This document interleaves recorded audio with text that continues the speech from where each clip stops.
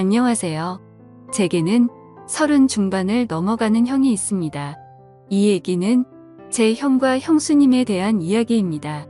지금은 30 중반을 살짝 넘은 젊은 나이에 벌써 300억대 부자지만 예전엔 정말 한심한 청년백수에다 형수님은 술집 아가씨 출신인 두 분의 이야기입니다. 제 형은 어릴 적부터 머리가 비상해서 주위 사람들의 기대를 혼자 독차지하며 자랐습니다. 지금 생각하니 그게 형한테는 큰 부담이 되었을지도 모른다는 생각도 드네요. 항상 1등만 하던 형이 고등학교에 들어가면서부터 공부에 흥미를 잃기 시작하더니 끝내는 지방에 별로 유명하지도 않은 대학에 들어가더군요. 군대도 다녀오고 졸업까지 했는데 취직도 못하더니 자기 방에서 하루 종일 게임을 하는 것도 아니고 그냥 하루 종일 각종 포털 사이트를 넘나들며 인터넷만 하더군요. 쓰잘데기 없는 인터넷 뉴스부터 각종 정보 검색으로 하루 종일 시간 때우고 말이죠. 저러고 말겠지, 곧 취직하겠지 하면서 기다려주곤 했지만 몇 년째 그러고 있으니까 가족들은 답답하죠. 사람도 안 만나고 햇볕도 안 보고 외출도 안 하고 방에 틀어박혀서 몇 년째 그러고만 있으니 정신병인가 싶기도 했죠. 그런 사람이 한두 번 외출을 하기 시작하더니 회사를 다닌다고 하더군요. 큰 회사는 아니고 직원도 몇 명 안 되는 아주 작은 회사라고 했습니다. 월급도 정말 터무니없이 적게 받고 제 형을 묘사하자면 아주 순진하고 선량합니다. 그런데 숫기가 별로 없는 성격이었습니다. 언제나 웃고 마냥 사람 좋아 보이는 이런 형이라서 연애를 못하더라고요. 직원이 몇 명 안 되니 사내 연애도 불가능하고 그렇다고 동호회를 다니며 연애를 해보려 시도하는 성격도 아닌 것 같고요.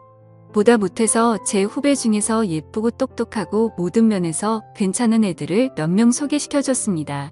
그런데 여자애들이 하나같이 하는 말이 사람은 좋은데 재미가 없다면서 남자로서의 성적 매력이 없다고 그냥 삼촌 같다고 이렇게 애프터를 거절하더라고요. 하긴 옷도 세련되게 못 입고 농담도 잘 못하고 차도 없는 사람을 그 친구들이 좋아할 리가 없겠죠. 그런 형이 언젠가부터 연애를 한다고 하더라고요. 그런가 보다 하고 말았는데 반년 정도가 지나더니 결혼하겠다면서 여자분을 하나 데리고 왔는데 이건 뭐 숙맥 같은 형하고는 어울리지도 않을 정도의 미인을 데려왔더라고요.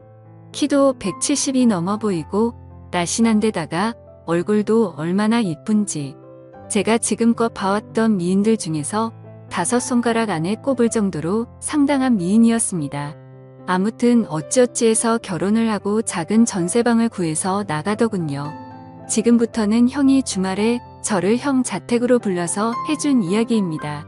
형 집에 도착해서 간단한 요리와 맥주를 마시면서 고백할 게 있다면서 말하기 시작했습니다. 형이 회사를 다닐 때 형이 맡은 프로젝트가 잘 끝나서 사장이 크게 한턱 쏜다며 여자들과 노는 술집으로 갔답니다. 여자에게 숙맥이었던 형은 제대로 놀지를 못했고 구석에서 어색하게 앉아있다가 같이 앉은 아가씨와 맥주를 서로 따라주고 홀짝거리면서 얘기를 주고받았답니다. 형은 그 아가씨가 참 마음에 들더래요. 다른 직원들은 각 파트너를 데리고 방을 나섰고 형은 그냥 조금 걸었으면 좋겠다고 하면서 아가씨와 길을 걸으면서 이런저런 얘기를 나눴답니다. 좋아하는 노래, 영화 같은 얘기부터 별의별 얘기를 다 나눴다고 하더군요. 정말 오랜 친구 같은 느낌이 들더랍니다. 지루한지 모르고 얘기 나누며 그렇게 걷다가 호텔로 갔대요. 사장이 준 돈으로 방을 하나 얻어주고 아가씨를 객실 안까지 같이 가지고 그냥 나왔대요. 매일 원치도 않은 술 마시고 사랑하지도 않는 낯선 남자와 있어야 하는 게 얼마나 힘들까 하는 생각이 들었답니다. 그래서 그날만큼은 남자한테 시달리지 않고 푹 쉬도록 혼자 방에서 숙면 취하라고 말해주고 나왔다고 하더라고요. 근데 형이 부탁이 하나 있다며 이렇게 재미있게 대화를 나눠본 게 처음이라고 친구하면 정말 기쁠 것 같다고 해서 전화번호를 얻었답니다. 그렇게 문자도 주고받고 가끔 전화도 하면서 친구가 되었다고 하더군요. 또 친구에서 연인이 되었던 거죠. 형수님 말씀으로는 매일매일 그런 일상에 몸과 마음이 너무 힘들었는데 형 같은 친구는 다른 세계에 사는 친구를 하나 얻은 듯한 느낌이었고 지친 일상을 잊게 해주는 휴식 같은 사람이었다고 하더군요. 그렇게 가까워지면서 연인으로까지 발전했는데 형이 결혼하자고 할 줄은 사실 기대하지 않았답니다. 그런 일 하는 걸 알면서도 결혼하자고 하는 사람은 없으니까요. 그런데 형과 많은 얘기를 나누면 꼭 그런 일을 하기 전 아직 때묻지 않은 꼬마였을 때의 형수님으로 돌아간 것 같은 느낌도 받고 항상 술시중 들어야 하고 남자들 진상 부리는 걸 받아줘야 하다가 형을 만나면 정상적인 생활을 하는 평범한 여자로 존중받는 기분이 너무 좋아서 형처럼 착한 남자라면 넉넉하지 않아도 사랑받으며 살 수 있지 않을까 하는 기대는 종종 하게 되더랍니다. 그렇게 서로 마음을 확인하고 결혼하기로 약속을 했고 형수님은 다행히 빚이 없어서 큰 탈 없이 업소일을 그만둘 수 있었답니다. 결혼 후에 형이 회사를 관두고 음식 파는 가게를 시작하고 싶다고 해서 부모님께 2억을 빌려서 가게를 냈고 예상 밖으로 돈이 더 들어서 형수님이 예전에 일하면서 모아둔 1억 5천까지 보태서 시작했는데 3개월 정도까지 안 되다가 점점 단골이 늘고 해서 소문이 나면서 북적이기 시작했답니다. 한번 불 붙으니까 걷잡을 수 없이 장사가 잘 되었다고 하더군요. 돈 버는 재미에 힘든 줄 모르고 일했답니다. 그러다가 창의력이 뛰어난 형이 남녀노소 좋아할 만한 신메뉴도 개발하고 마케팅도 하다 보니까 동업하자는 사람들도 찾아오고 분점을 내달라는 사람들도 찾아오더래요. 그렇게 투자받아서 인테리어도 정비하고 정식으로 프랜차이즈로 등록하고 몇 년 동안 전국으로 가맹점을 내주기 시작해서 지금은 이름 대면 한 번쯤 들어봤을 법한 회사로 성장시켰답니다. 회사 관두고 해본 적도 없는 음식 사업에 도전한다고 했을 때 다들 말렸죠. 새 집 건너 한 집이 음식점이라고. 그런데 형수님은 당신이 하고 싶고 자신이 있으면 하라고 응원해 주더랍니다. 망해서 다 털어먹어도 동네에서 분식점 하면서 살면 되지 설마 이렇게 젊고 건강한 두 남녀가 산 입에 거미줄 치겠냐면서 해보라고 했다더군요. 자기가 모았던 통장까지 내주면서 정말 힘들었답니다. 그런데 프랜차이즈로 등록시키고 가맹점 내주면서 더 힘들었답니다. 자기가 까딱 잘못해서 자기 믿고 가맹점 낸 점주들이 망하면 가맹점 하나당 가정 한 개가 파탄난다는 책임감 때문에 잠을 못 잤답니다. 하루에 2에서 3시간 정도밖에 안 자면서 소스 개발, 메뉴 개발, 투자자들 찾아다니고 시장 분석하러 다니고 점주들 장사 잘하라고 자기 노하우 담은 책자 제작해서 돌리고 그랬답니다. 다행히도 저희 형 프랜차이즈는 안정적으로 자리 잡아서 아직도 꽤 후한 평가를 받고 있답니다. 그래서 지금은 형 나이대에 흔치 않을 만큼 큰 돈을 벌었고 반포에서도 상당히 큰 집에서 살고 있습니다. 그렇게 숫기 없어서 연애도 못 해보고 거절만 당하던 형이 이젠 물 만난 물고기처럼 완전히 딴 사람이 되었습니다. 자신감과 의욕도 넘쳐 보이고 완전히 노련한 사업가처럼 보입니다. 비싼 맞춤 수트 입고 기사까지 있는 차를 타고 다니니까 제 형이지만 참 다른 사람처럼 느껴지더군요. 이래서 사람 팔자 알 수 없다고 하나 봅니다. 형은 지금도 바빠서 집에 늦게 들어가고 주중에 형수님과 시간을 보내주지 못해서 늘 미안해서 수시로 형수님한테 전화 걸어서 사랑한다고 말해준답니다. 그리고 주말, 주일은 정말 중요한 일이 있지 않은 한 오직 형수님과 아기만을 위해서 시간을 보낸다더군요. 주말, 주일은 형이 청소하고 설거지하고 요리까지 해서 먹인답니다. 주중 동안 그렇게 일하고 주말까지 그러면 힘들지 않냐고 하니까 자기는 사랑하는 아내랑 아이를 위해서 음식하고 설거지하면서 쉬게 해줄 수 있다는 게 너무 행복하답니다.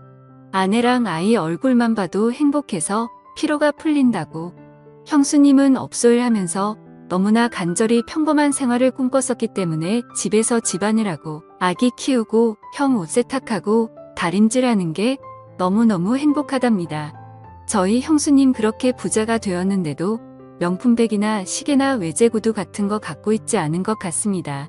형수님 말로는 주말에 형님이랑 점원에서 배달시킨 치킨이랑 맥주 한 캔씩 먹으면서 얘기하는 게 너무 행복하답니다. 딱 그만큼의 행복도 감당할 수 없을 정도라면서 형수님은 매달 부모님께 월급 정도의 용돈도 넉넉하게 보내주시고 우리한테는 볼 때마다 용돈도 주십니다. 형수님은 저보다 1살 어리십니다.